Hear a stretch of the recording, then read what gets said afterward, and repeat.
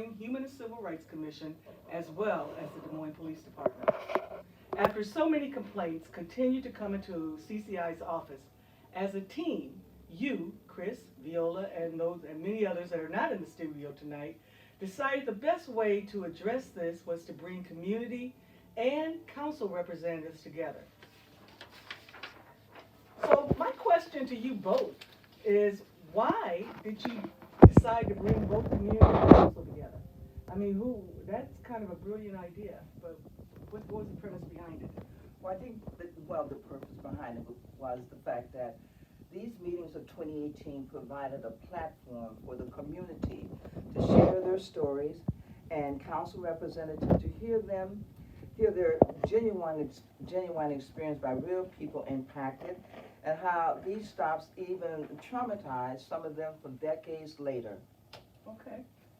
And there is trauma. Nobody talks about the trauma of being stopped by police. Absolutely. Absolutely. Yeah, and I think even in that meeting, I was there, we heard from people that had been impacted decades later.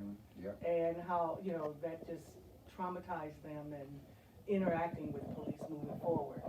You guys remember that? Yeah. I remember that exactly. I remember one day he broke down and started crying. Yeah. It was really sad. It was very sad. Yeah. There were tears, and there were people who were sharing their feeling, their anger and frustration, and really just gave them an opportunity and a chance to speak out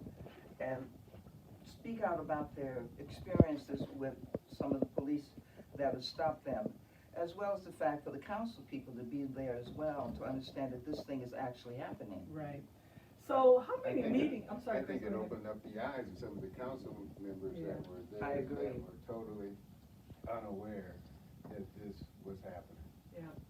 So how many meetings happened that summer, and what do you think were the results of it? Well, I'll just say this. There were 3 meetings over the summer months of 2018. Now, the first meeting was with Just Voices Iowa, which shared the disparity of data for the community and shared their stories for the council reps here. Now, the second meeting, CCI released body and dash cam of 2 black men, young black men, who clearly have been profiled by the MPD, which supported the experiences of what we've been talking and sharing about in the long run. Now, with these meetings, and of course I must say, the outrage once they saw that video, and even D.L. Hughley picked that up. We had 10,000 views. So with that, and the people seeing how they were profiled, but they remained calm in the midst of the humiliation they suffered, I believe from this, well, not believe, but from this, the community have created a 6-point initiative to create a city ordinance. So that's interesting. You actually gave the community, what I heard you just say several things. One, first thing sounds like there was a platform. Right. So people that felt nobody was listening, they didn't have a sounding board. Exactly. You all provided that opportunity for them to have that sounding board and to say, this has been my experience and my interaction with the Des Moines PD. And I feel I've been profiled. Exactly. The second thing I heard you say is that we have representatives that are put in office to represent us, the community. Right. Exactly. And that coming into these meetings, they didn't necessarily believe racial profiling existed. Is that right?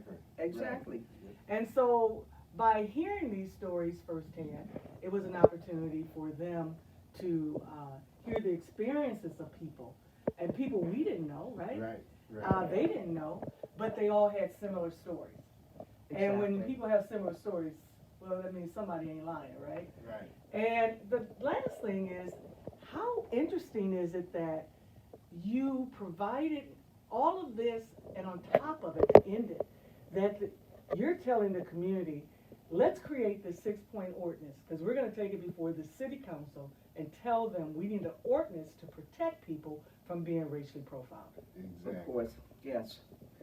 So what was in the ordinance? Well, the ordinance was made up of 6 points, and the first one was to ban racial profiling. In other words, just stop profiling. Right. And then the next part, second, was to ban pretextual stops. That is, take for example, stopping a vehicle for infractions such as a broken tail light as an excuse to stop people, which often leads to a sniff and search tactic. Yeah. Mhm. And then we did look at the third part of this ordinance, de-escalation and implicit bias training for all officers. Rather than escalate the situation with your tone, your mannerism, and so forth, know how to take the situation down a peg or two, because most people are going to get irritated. Mhm. Irritated especially when they know they weren't doing anything wrong. Exactly. Right. And they need to check the biases Mhm. before contact. And don't automatically assume because you are black, you are guilty of something you or they haven't found. Mhm. Exactly. And what else was in there, Chris?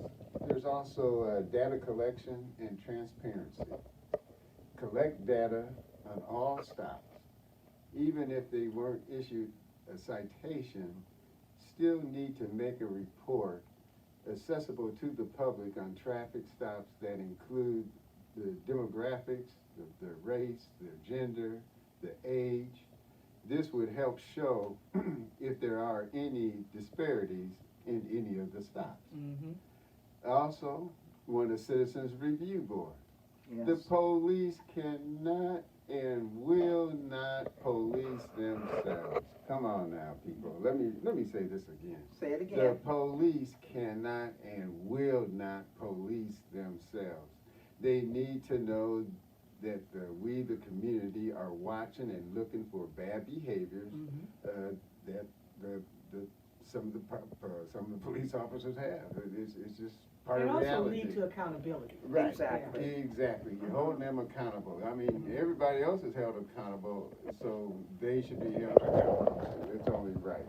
And then also make marijuana a low-level priority in law enforcement. Rather than arrest people for a joint, a small amount of weed does not constitute, oh, that's a drug dealer. Right.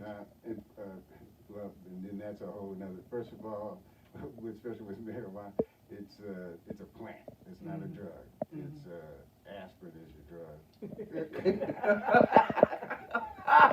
Okay.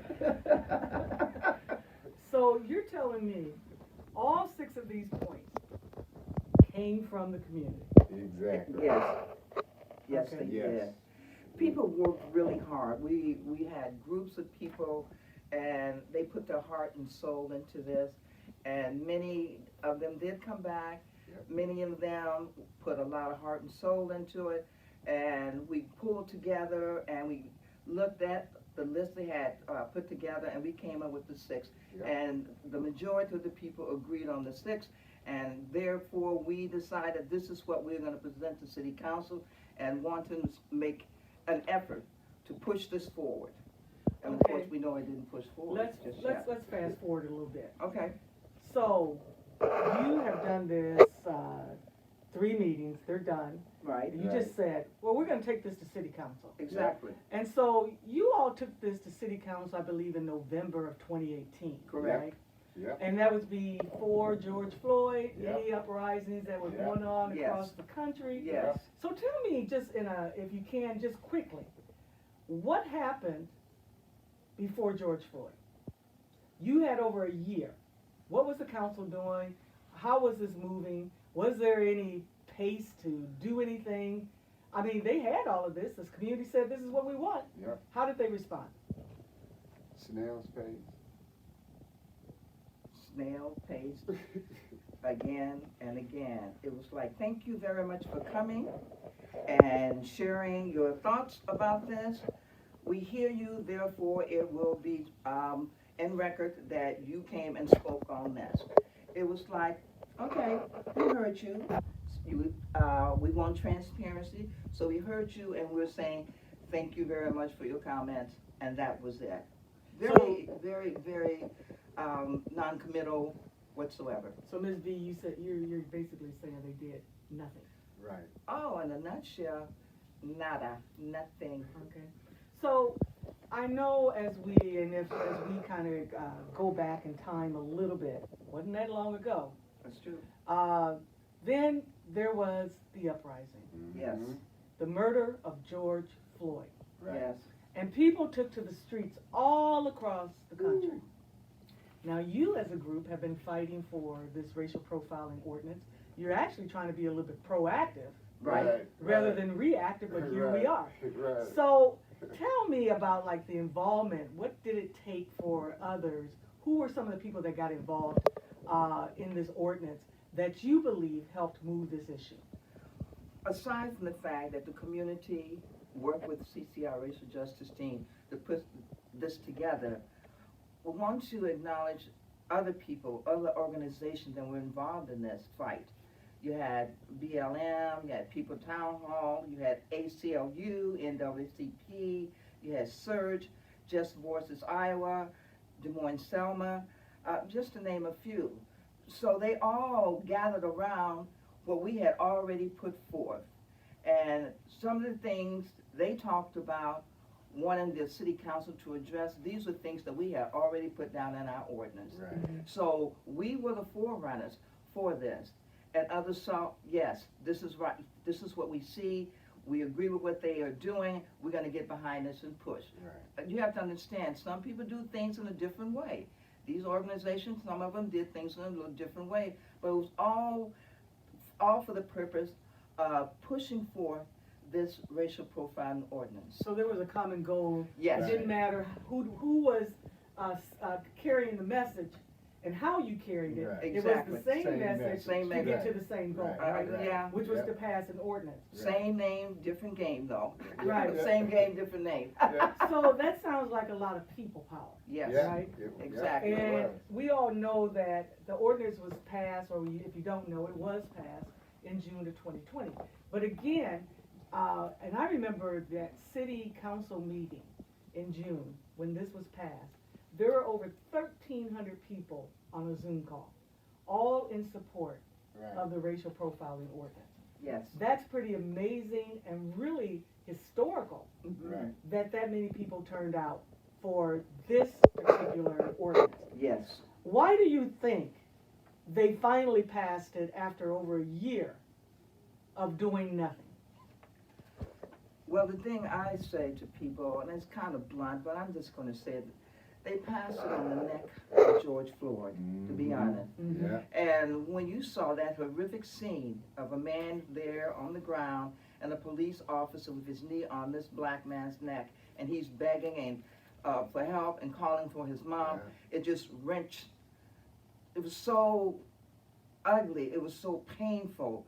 You wanted, I mean, some people cried. And seeing that, the fact that another human being was doing this to another human being, it resonated all around, not just the United States, but around the world. And with this, people then realized, oh my God, there really is something wrong. There really is something wrong. Then we probably need to do something. We need to do something. So let's go back and look at what they were talking about. It wasn't until George Floyd, was down on the ground with a knee on his neck, and I say it was passed, and so many other things that was passed on the neck of George Floyd. Yeah. And so they Right. decided, let's get beats, because you had so many people, all races, genders, whatever, supporting this, because it wasn't right to be treated like some animal in the street. Right. So do you think that here we are, basically 2 years later, since the murder of George Floyd, let's call it what it is, do you think our community has kind of tapered down, or are we just waiting for the next thing to happen? Chris, I'll let you address that, because I have my own opinions about that. So I'm gonna let you go first and share, because I definitely have, Sometimes words we and have thoughts. a short attention span, and that's not good. We need to remember what folks do to us. I would like to say this. I think one thing folks need to do, starting on Friday, go see that movie Till. And one of the reasons to go see it is so that folks can see for themselves what hate really looks like, what hate Yes. does to people, and just total hate. You will see some hate, because that's what it is, just straight, without the chaser, just straight hate. And so basically what you're saying is that hate is alive and well. Yep, Yes. And you're talking about the movie with Emmett Till. yep. And I'm sure the directors of that movie would thank you for the promo.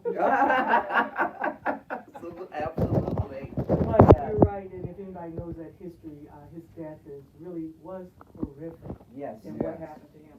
But I just want to add this in before I move on with some more questions, is that we have to remember George Floyd. Yes, it was seen nationally all across the country, but I do want to acknowledge the many, many, many, many black men and women, Breonna Taylor, Yep. Alondro Castile, Yes. Trayvon Yeah. Martin, Michael Brown, the list goes to Tamir Rice, the list goes on and on and on. And That even- we've seen video of our black men, women, and children Yes. murdered by the hands of police. Now, I'm Yeah. not telling you to go out and hate police, but I am saying we need some accountability for those that are Exactly. able to stay on the force and continue these behaviors. And Derek Chauvin, in the case of Hate. George Floyd, was a true example of that he should have been removed a long time ago. Yes. So, what changed? What did you get out of the community review board? Ordinance. What came out of that? The 6 ordinance. Yeah, out of the 6 points, what did you guys win? Well, I guess it's quicker to say what we did not get changed. It's quicker to say, but there are some elements that we're still working on. A community review board to make marijuana a low priority for law enforcement. A third-party independent investigation of DMPD. Mm-hmm. Yeah. So let's talk about the third-party independent investigation. Can you tell the listening audience just a quick line or two why? Why are you guys fighting for this? Because we know that the police can't police themselves. Exactly. Basically, they cannot. And there's accountability in this process as well. It all goes back to our ordinance of the fact of implicit bias training, de-escalation training, and the fact that we know that they need to be held accountable. Yep. It just like with the de-escalation training, it also depends on who you're going to have doing the training. Mm-hmm. And so if you're going to have folks that are going to do the training, that's what they do to people.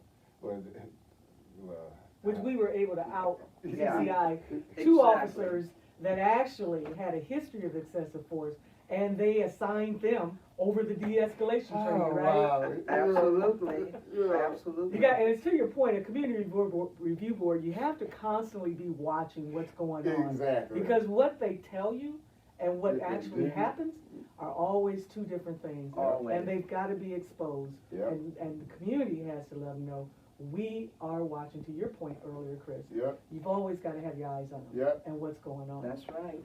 So, tell me about, I heard a little birdie told me there's something coming up here very soon that has to do with inviting the community. You guys want to tell me a little bit about that?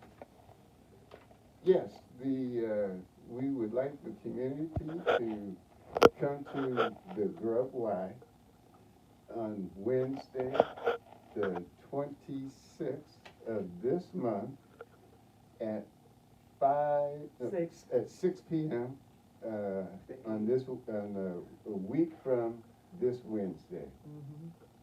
So what's going on? Why? If I'm listening, I just want to know, why should I be there? Well, let me say to the little birdie that wanted to know what was going on, little birdie, quite a bit has happened, and we're proud to say that we have made a great impact. And that's why we're holding this meeting at the John R. Grubb Y on October 26th, which is located at 1611 11th Street from 6 to 8 p.m. And we want the community to know that what we've been up to. And since the ordinance passed in 2020, it definitely was created with the community. So, shall I offer a couple of updates, or where I can note that there were a couple of updates to an online webinar over the past 2 years due to COVID, but bringing folks together like we did when we started seemed to make the most sense. So we want to bring the people out again. It's not the same location, but it's close enough, it's centrally located. Yep. The John I grew up is a great place to have this meeting and have the community come together and celebrate the fact that what we have done, what we as a community and other organizations with CCI made a big difference, but Yep. we still need them to come. Yep. And if you haven't been treated right by the police, come on there. Yeah, we need to work together Yeah. to, to strengthen. We need that people power again. So what is the difference between, if I again, was at the 2018 meetings, Mhm. and we've already covered that it was a platform for voices to be heard, Yes. for people to tell their stories. Is this the same? Well, No. go ahead. Go ahead. Well, they can anticipate an electric evening, a celebration, hope, and how we can continue to create change in our community.